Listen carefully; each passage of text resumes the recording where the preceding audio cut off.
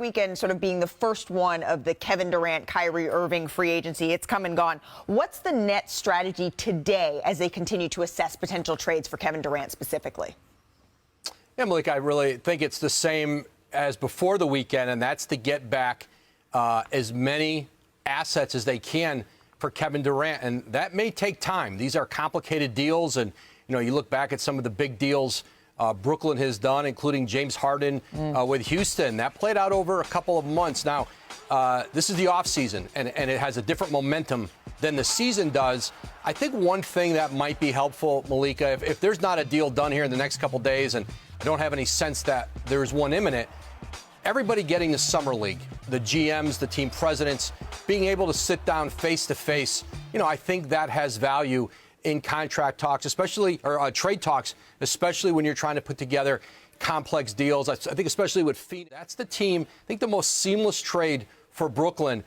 They can do a one-on-one trade with the Raptors. The assets are there, the ability with, I think, quality enough players, draft picks, and contracts that match up. I think ultimately that's the least complicated deal, and I think, you know, people should keep watching as the Raptors stay involved in these conversations. But listen, I don't think the Nets are in any rush. They know what's at stake with Kevin Durant. They know they have to get back a monumental haul, and I think the Rudy Gobert trade only solidified their belief of what Kevin Durant's value is going to be on the market. Interesting. Absolutely. You also reported this morning, Woj, that TJ Warren is on his way to Brooklyn. What does that signing mean for the Nets?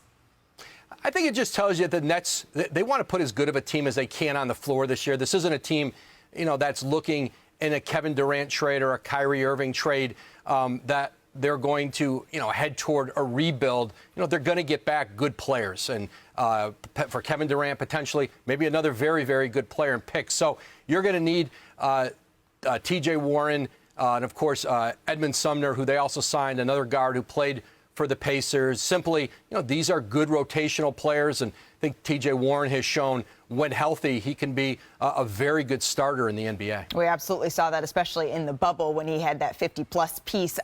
The other big domino, though, in Brooklyn, Woj, is Kyrie Irving. How realistic is it that we could see him in a Lakers uniform? Malika, listen, I think there's a dance that the Nets and Lakers are going to do over a period of time here. And I do think there was a check-in between the two teams. I think ultimately, I think one of the big questions that would have to be answered in a Kyrie Irving Laker deal, and if Russell Westbrook's involved, then he almost certainly would have to be just based on the contracts.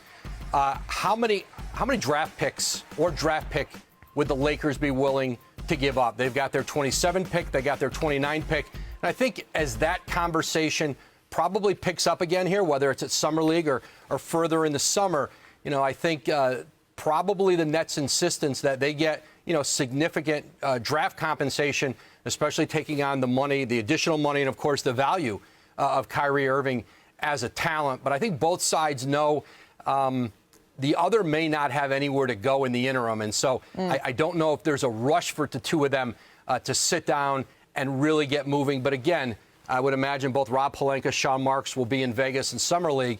And that's a conversation they could decide to pick up there again. Since they're not in a rush, let's set Brooklyn aside for just a moment and stick in the East, though. Where do the James Harden negotiations stand with the 76ers right now, Woj?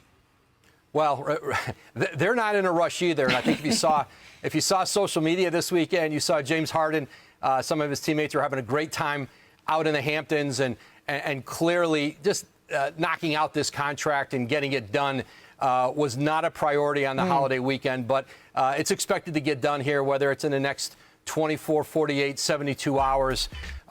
James Harden sitting down with the Sixers and just getting to a longer-term deal with them. Obviously, by opting out, he's allowed them to go out into free agency, pick up P.J. Tucker, Daniel House. And so those are players now that under the salary cap, they were able to get. They probably wouldn't have been able to get if they had had a James Harden who opted in. So the expectation is it's coming, that they'll sit down and figure out what exactly the numbers will be on that extension and how many years, but James Harden will be back in Philadelphia, as we've known really here for a few weeks. It's coming, and we will be staying tuned for your reporting when it does. Adrian Wojnarowski, thank you so much for your time. I hope you got a little bit of a break to enjoy your holiday weekend. We will be talking soon, my friend. With this past weekend sort of being